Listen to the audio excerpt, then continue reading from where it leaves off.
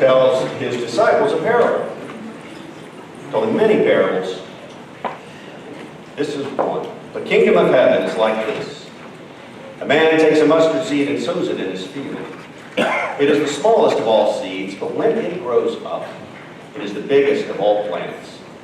It becomes a tree so that birds come and make their nests in its branches. The mustard seeds, I've got a collection of mustard seeds right here. In this small jar, there are hundreds of mustard seeds. I was speaking with Calwick earlier this year. I believe you were preaching on this very text, and you went to Amazon.com and ordered mustard seeds. And I believe you said that you can't buy just a few. They're so small. 10,000 seeds for $8.99. 10,000 seeds for $8.99. I challenge you to go and try and buy anywhere a mustard seed. It's hard. Most seeds come in packets, but these are so small, of course, that they come 10,000 at a time.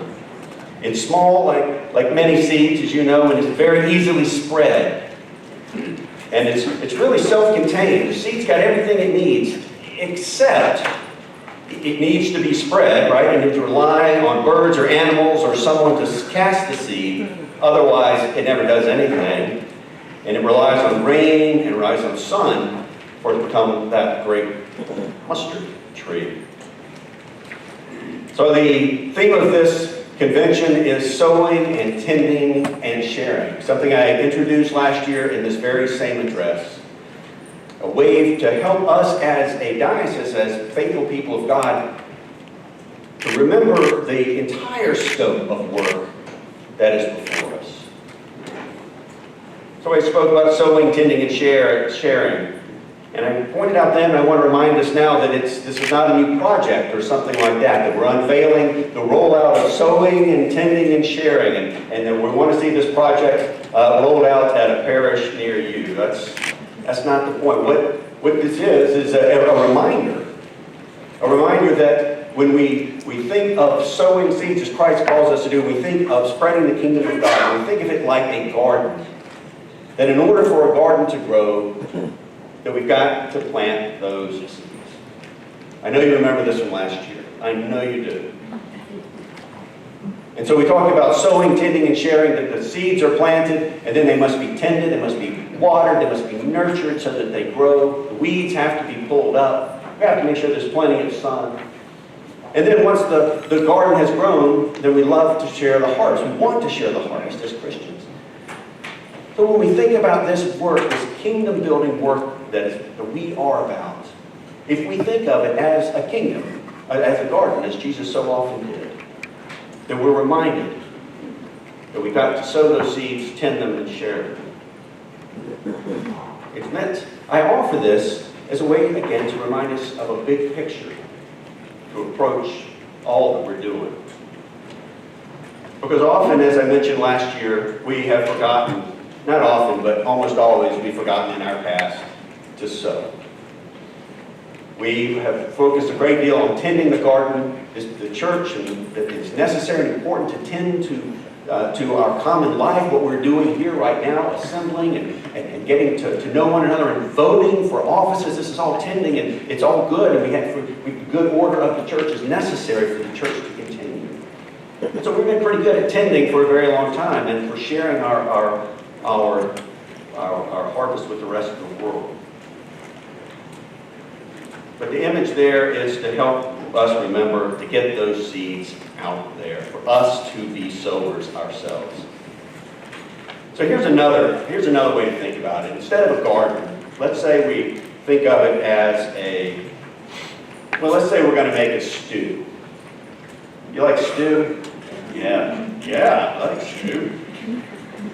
And so if you've ever seen a cooking show, you know that at least the old cooking shows, that you have a camera over the stove, and the chef comes out and says, "I'm going to make this fabulous stew. This is a dish that I grew up with, and it's got meat and vegetables and rice, and maybe it's a jambalaya, maybe that they're making." And so the chef tells you all about it and comes to the stove and starts to put the ingredients in. And have you ever noticed how all those ingredients are already there prepared? That chef didn't go to the grocery store, right? The salt that is needed is right there in that nice little ramekin, and she can just go, drop it right in. And the onions have been already cut up and thrown, right? And all you have to do is throw it in and stir it up and you watch it cook.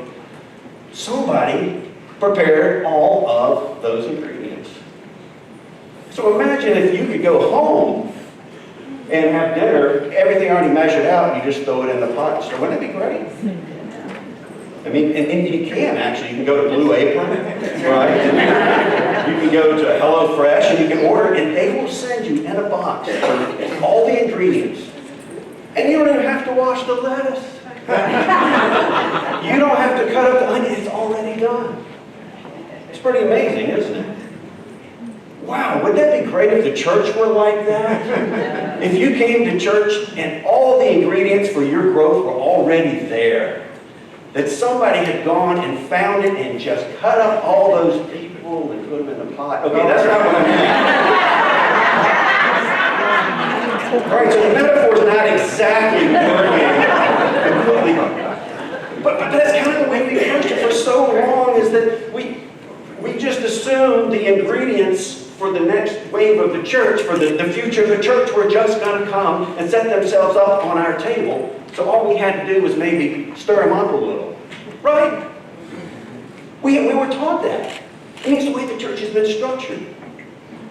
Because we lived in a culture when that's exactly what happened. If everybody has to be Christian, the only decision is you pick your flavor, because you have to go to church. And so we could assume that people were going to come. It's not a good assumption.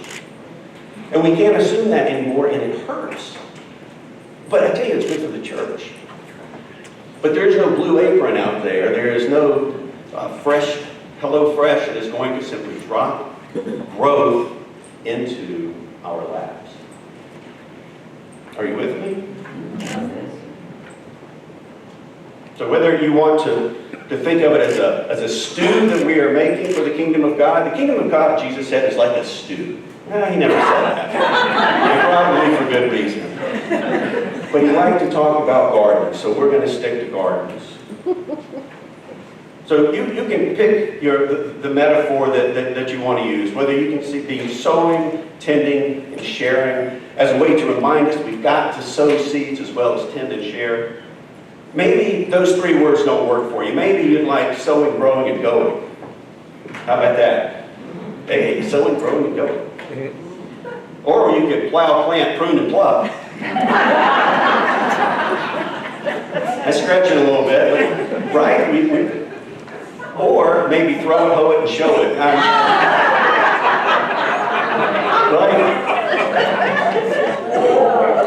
Throwing the seeds, hoeing the ground, showing to the rest of the world. My point, my brothers and sisters, please don't leave. Please lie. Pick your metaphor. I'm not in love. Sowing, tending, and sharing, again, is to remind us that we've got to do it all. We're in an age where we simply cannot assume the seeds are going to plant themselves. Frankly, we should have let ourselves, as the people of Jesus Christ, get in that place to begin with.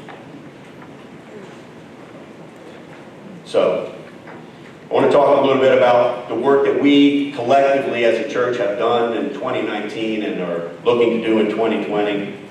I'll continue to think of it as sowing and tending and sharing, because it's helpful to make sure that are we looking across the breadth of our work to do it all. But I talk about it as our common work, because it is as you know, it's a misnomer to talk about work that the diocese does as if it's some other entity. The diocese is represented in this room, but it's all of us.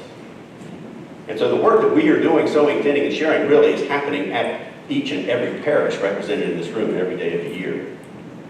But there are some things that we do collectively.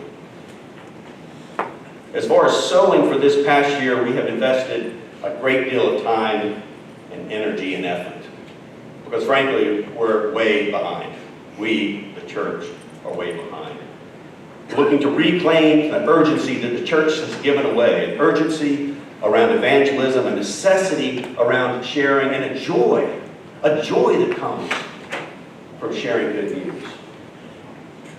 So we rolled out very steadily this past year a toolkit to help us with our sewing.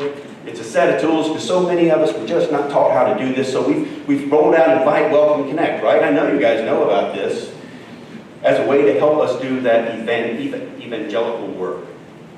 The November conference was incredibly well attended.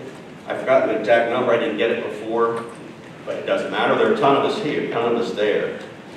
But there's a lead up to it that I found as exciting as anything. The multiple videos that were out, the response back that we got from people, the communion articles, and the enthusiasm around invitation that I see each and every Sunday when I'm in your parishes.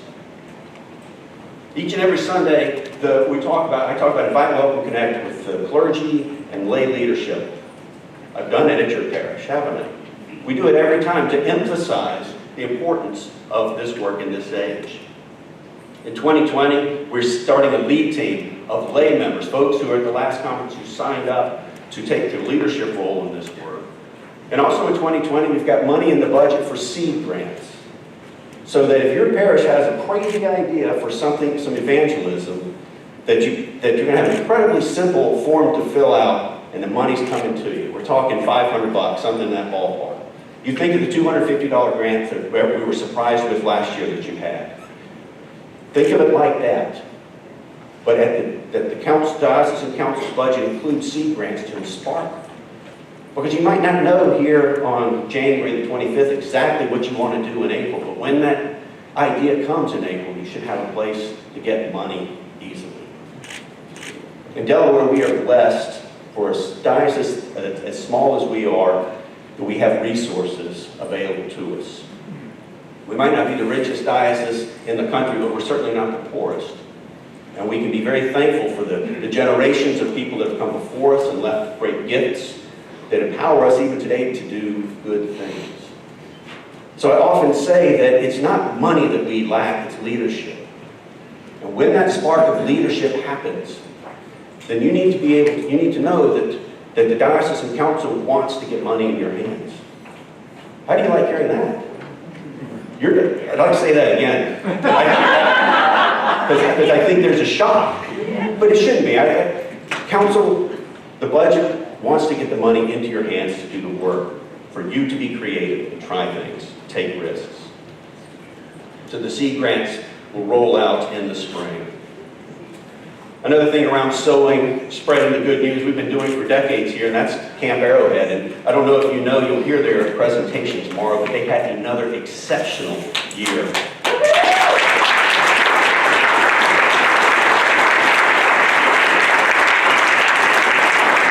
We talk about youth ministry in the diocese and sometimes lament how it doesn't always feel like now in this age like it did at some time in the past at individual parishes, and I understand the changes that are going on.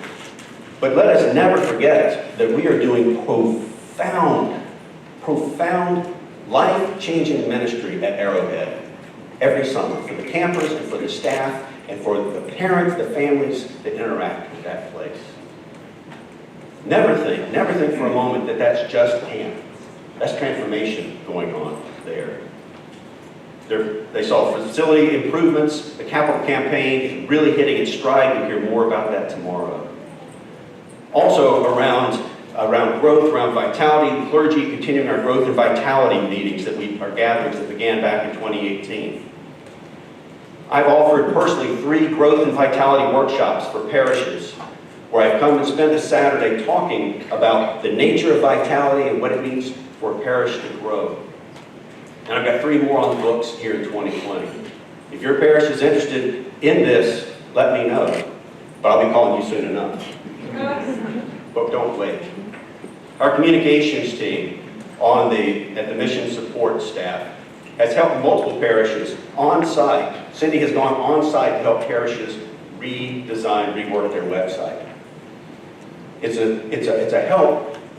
As you well know, most people look at your website multiple times before they ever cross the threshold of the church. And our websites are one of our fundamental evangelical tools that we tend to underutilize.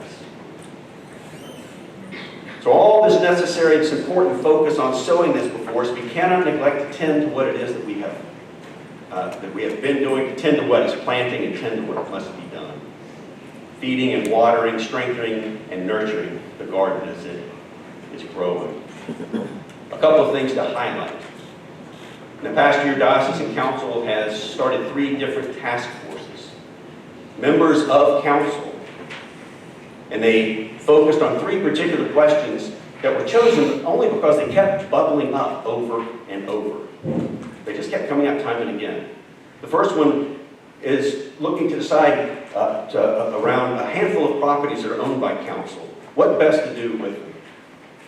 Owning property is not council's forte. It's not really what it got in the business of doing. But over time, just by circumstance, council has property. So they've got a task force of people looking to see what best to do with these, help manage these properties. The second is a question around the current practice of parish acceptances. That is the dollars that are given from parishes to diocesan council for the shared work of all of us.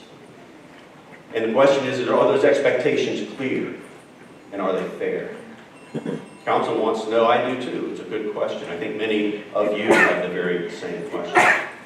And the third is the governance structure of Camp Arrowhead. The camp is thriving now, as I described, and it is poised for an incredibly strong future. The capital campaign is set up to do just that. But is the way that council is overseeing camp right now, which is fine, could it be better for camp in the best interest of camp? So those are 3 task forces that are going on. Pretty exciting stuff, right?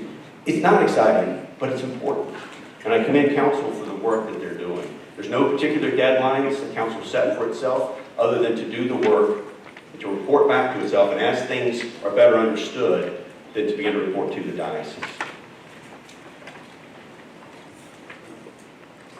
This year we'll host 2 small church conferences for the first time. The first to be in Lower Delaware on Saturday, May the 9th, and the second one for churches in Upper Delaware, the date to be decided.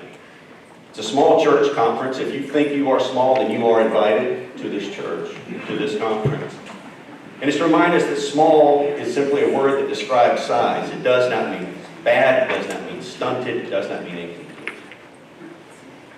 It's a description of size, not necessarily of vitality, not of vitality. And so as conference, it's a building on the growth and vitality workshops that I've done individually, but now to do some of this work collectively as small churches. To look and see what the common causes are, the common challenges that small churches face. To understand the realities that are out there around clergy employment, around budgets. And to share the strengths and the resources and the ideas. I hear you, small churches. I hear you each and every Sunday. That you're vital and you're excited about the work that you're doing, but boy, you'd like some help. Because it's tough. It's tough for small churches, it's tough for large churches.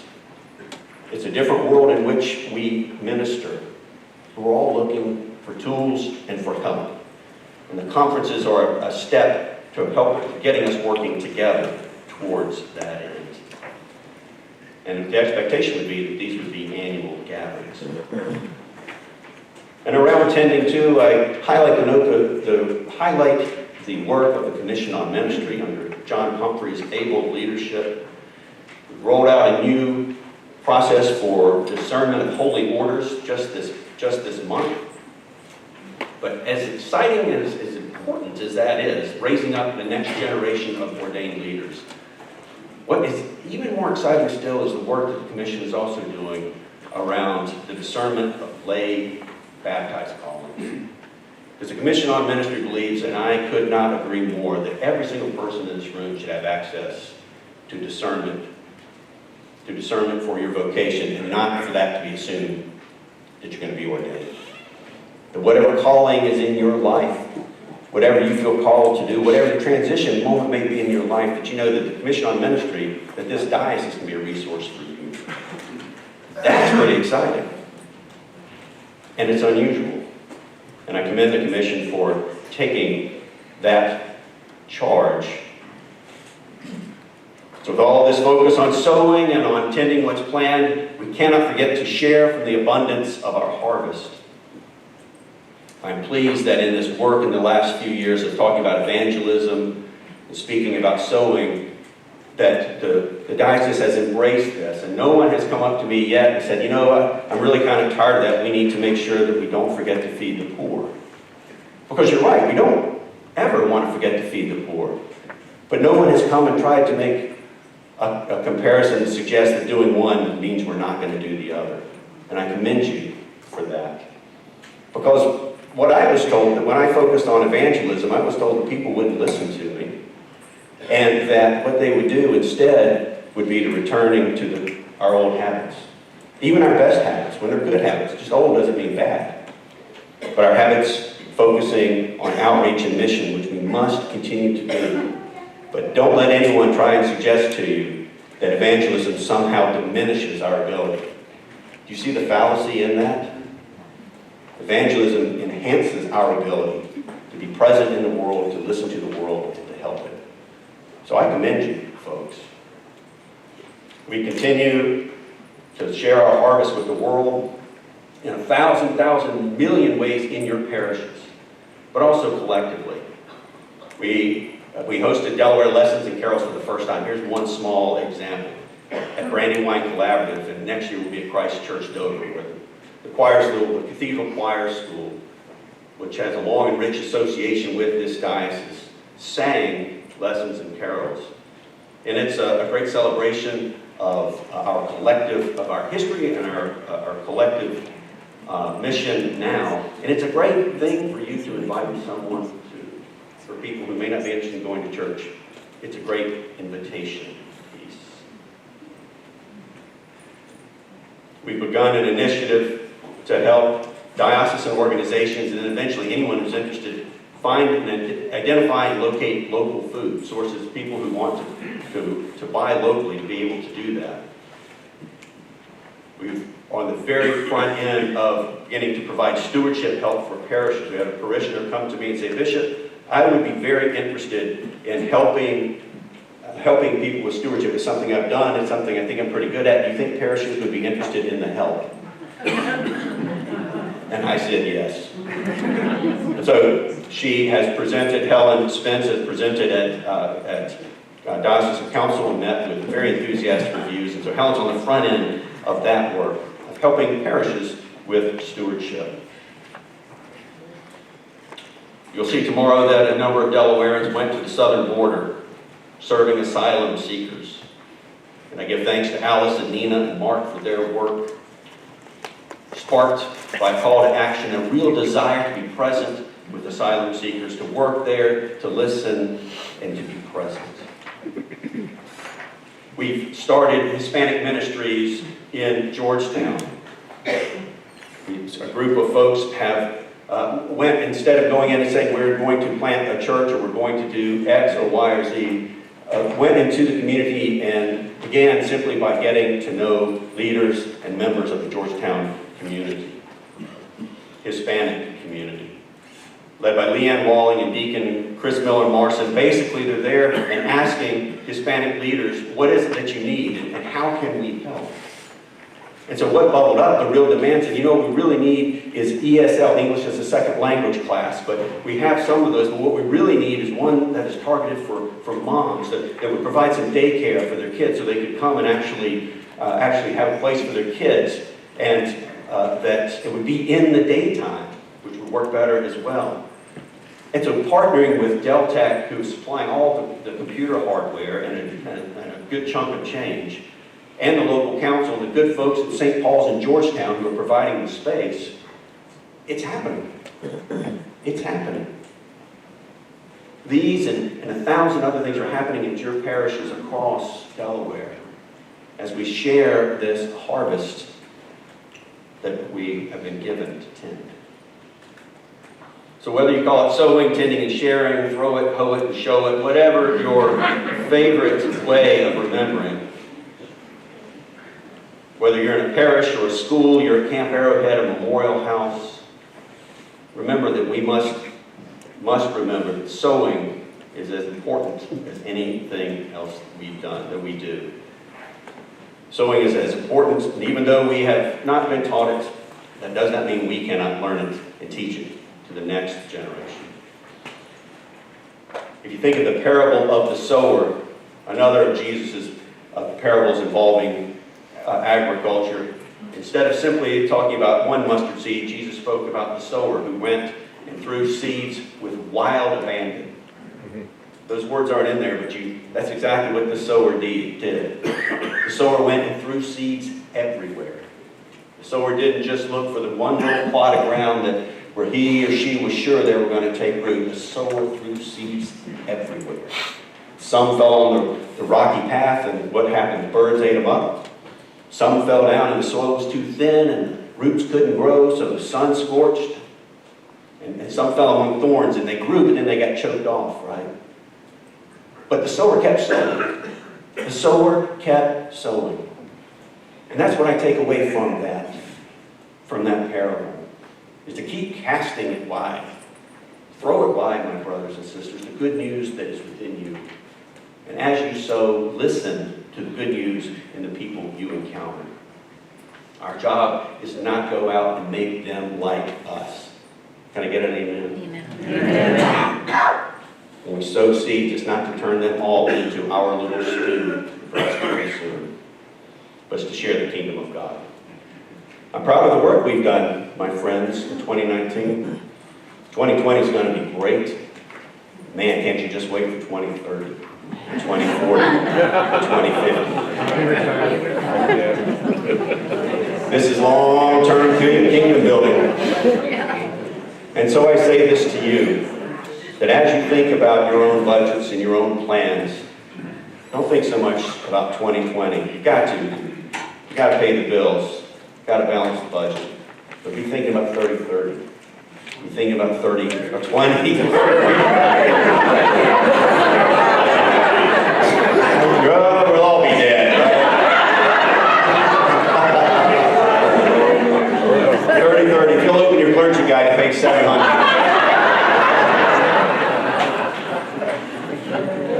Keep a long-term vision in place. When you are growing, when you are talking about evangelism, don't be thinking that we're trying to grow this and you're worried about how the growth is going to look in 2020 and 2021. You should be building things about growth. You're starting to see trends, but the numbers will come in 24 and 25. I've given you permission to be focused on growth, but not be so worried that you're not seeing it right now. This is kingdom building stuff. And just like the poem that you read, or the prayer that you read, attributed to Oscar Romero, the seeds we sow seeds that others will harvest. And when it comes to evangelism, remember that as you cast those seeds wide, that you're probably not going to be the one to harvest them. Rejoice that Christ will. Rejoice, my brothers and sisters. I say rejoice. Amen. Amen.